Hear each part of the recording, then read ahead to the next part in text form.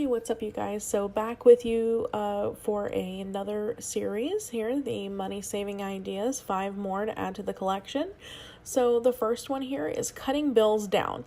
So this seems pretty self-explanatory, but basically what you want to do is periodically look at your bills.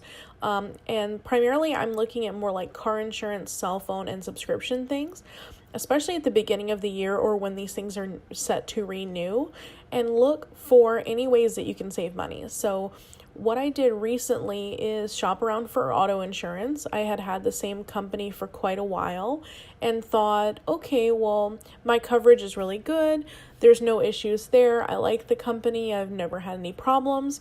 But it kept going up cost-wise. Every 6 months we would renew and it would be an additional cost, an additional cost. And at the time, I just kind of let it go and didn't really think much about it. But after a while, I'm like, okay, this is getting out of hand. We really need to look into getting other auto insurance because we're not having any claims, but yet it's going up so much. So we did some research and found that Esurance had a better deal. Not sponsored, by the way. So I went and got a quote from them, and I got a quote from a few other companies as well. They had the best deal, and I went ahead and switched over when my term was over. So I went from paying $190 a month for a 2-car for comprehensive coverage down to $130. And then recently, when I renewed, my coverage actually was the same, but I ended up getting another discount because I had been with them with no issues, so it went down to $120 a month. So you can see that definitely benefited me. If I would have kept going with the company I was with, which was Farmers, then I would have kept going up and up in cost despite not having any claims.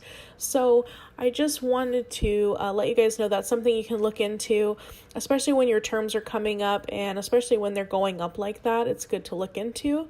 You also have your cell phone as well. A lot of times that bill will not go up, but you can always look to see if they have any better deals on data plans and different types of packages, because for the longest time I was with Verizon and I continued just renewing and didn't really pay attention, but the plan I had was very outdated. It had been grandfathered in for quite a long period of time, but the problem was that because my plan, I hadn't asked for it to be upgraded, I was paying additional costs I didn't need to. So what I ended up doing is looking at what type of deals they had for established customers, and ended up getting a way better deal. Instead of having just maybe 5 gigs of data, I ended up getting 12. And then also I ended up with unlimited talk and unlimited text versus in the past where I had added on additional fees, just paying $5 here for 500 text messages or something like that, which made no sense. So by the end of it, from going from a bill that was almost $200 to a bill that was down to $150. So it's little things like this that every time that you're about to renew with a company, look to see if there's any way that you can get a deal that's better than what you have currently. Also, this is true with subscriptions as well. At the beginning of the year, I was set to renew my Amazon Prime as well as set to renew my Spotify accounts. So I wanted to keep those subscriptions because I like those, but I wanted to find a way to save money. So I looked to see if they have an annual cost versus a monthly cost. And the annual cost was actually less once you calculated per month versus paying the monthly fee. So I ended up buying it at 1 year lump. So you have to have that money set aside, obviously. But if you have that money to be able to put forward, then you're paying the upfront cost for the whole year. And then at that point, you're taking advantage of a discount per month. So it might have been on the Spotify, I believe it was about $3 per month savings, which doesn't seem like a lot, but at the same time, for me, it was worth it because I was going to keep that subscription anyway. And then for the Amazon Prime, it was the same thing. I think it was like maybe $20 or so total for the year of savings. So it made a big difference to me. So those are things that you can look into too, as far as just looking at your bills, assessing what you have right now, and if there's any way to get those expenses down.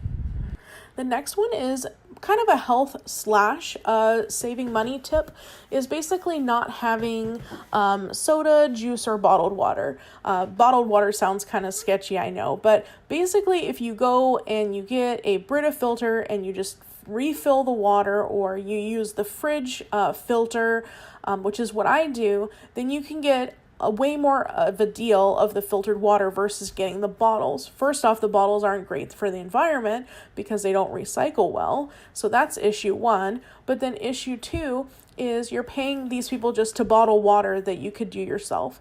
And then soda and juice, those have additional costs too. So those are things that you could do too, just to go ahead and cut costs even further, is just eliminating those things from your grocery list and just strictly drinking the filtered water from either the fridge, as I said, or getting a Brita filter or a Pure filter or one of those brands. That way you just filter your own water, just put it in a cup, and you're fine. Tip number 3 is going to be bundling trips in the car.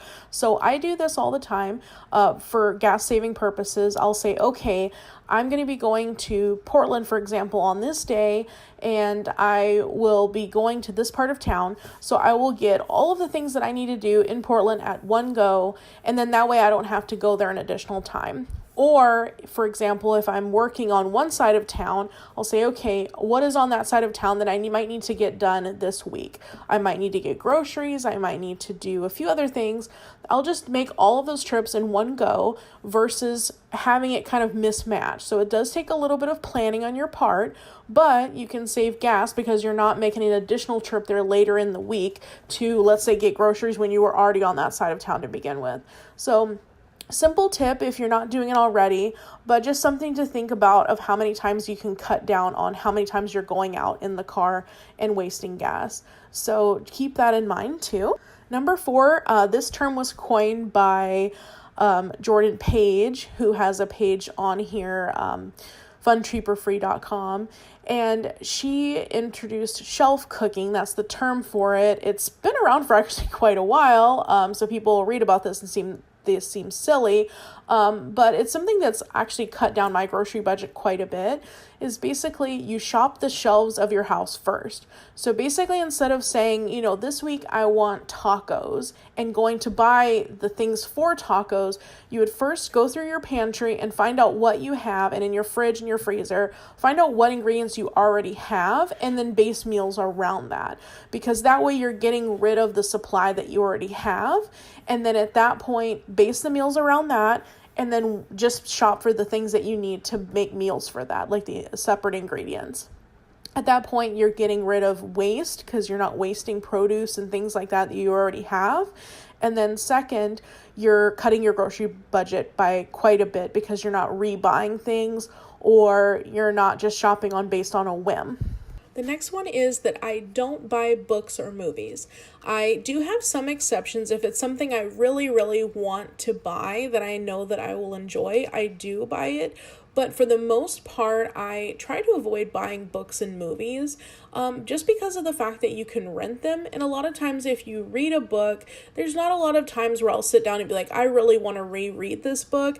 It's very rare that that happens. If it's a book that I do like that, I will usually get it from the library first. I'll read it and see if I really like it. And then if I do, if it's something that I know I would reread, then I may purchase the book. But it also helps with getting rid of or trying to minimize how much waste you have in your home as well.